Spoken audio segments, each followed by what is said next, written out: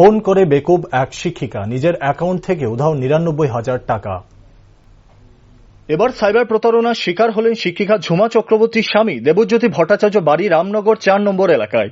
Fingerprint, ATM কার্ডের number কিংবা OTP share না করেও শুধুমাত্র ফোন কলের মাধ্যমে সিম ক্লোন করে শিক্ষিকার অ্যাকাউন্ট থেকে ৪ ধাপে প্রায় ১ লাখ টাকা নিয়ে গেল প্রতারক চক্র।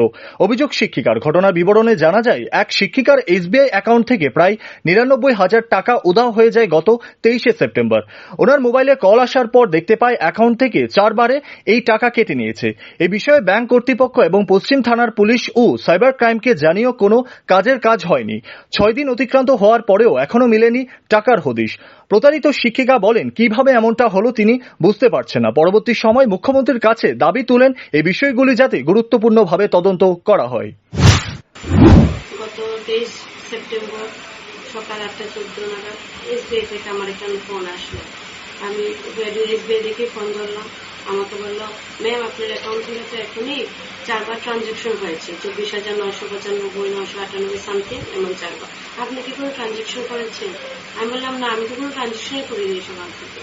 বলে, আপনার তো হয়েছে এমন ৪ বার গেছে, তা এখন আপনি কি করবেন? আপনি কি অ্যাকাউন্টটা ব্লক করতে চান? আমি বলছি, হ্যাঁ, তাহলে ব্লক করে দেন। ঠিক আছে, তাহলে আমরা ব্লক করে দিচ্ছি, আপনি পরে গিয়ে ব্যাংকের সাথে যোগাযোগ করবেন। রাখার পর আমি সঙ্গে সঙ্গে দেখলাম একটাই মেসেজ আমার কাছে আসলো, এটা হলো লাস্ট ট্রানজাকশনে। দেখে আমি সঙ্গে সঙ্গে একটা মেসেজে দেখলাম, if you know call toll নাম্বারে। টোল নাম্বারে ফোন করে জানলাম ঠিকই আমার সাথে এমন 4 বার ট্রানজাকশন হয়েছে। তারা বললো, ম্যাম এসবিআই থেকে বলছে ওরা। আমি বললাম, ম্যাম এইভাবে কি করে হলো? তারপর ওরা বললো, ঠিক আছে, যা হয়েছে ম্যাম, এখন কি এটিএম আপনি অ্যাকাউন্ট ব্লক করতে চান? আমি বললাম, হ্যাঁ। তারপর ওরা শুনে বললো, যেহেতু এটা সাইবার ফ্রড হয়েছে, আপনি এখনই 1930 একটা ফোন করেন। এটা all India cyber toll free. Phone করার সাথে সাথে ওরা আমার ডিটেইলস জানতে চাইল 4 বার কিভাবে গিয়েছে। কিন্তু আমার কাছে তো একটাই মেসেজ ছিল, বাকি মেসেজগুলো আমার কাছে আসেনি। সঙ্গে সঙ্গে আমি একটা নাম্বার দিয়ে বললাম বাকিটা করে দেব। পরে আস্তে আস্তে আমার কাছে সেদিন শনিবার থাকায় বন্ধ ছিল। আমি যে ব্যাংকে গিয়ে বইগুলি আপডেট করবো, এটাও আমার কাছে কোনো রাস্তা ছিল না। তারপর আমি আস্তে আস্তে এটিএমে যাই। এটিএমে গিয়ে দেখি আজকের ডেট আসার আগেই অলরেডি আমার বই শেষ হয়ে গেছে পেজ।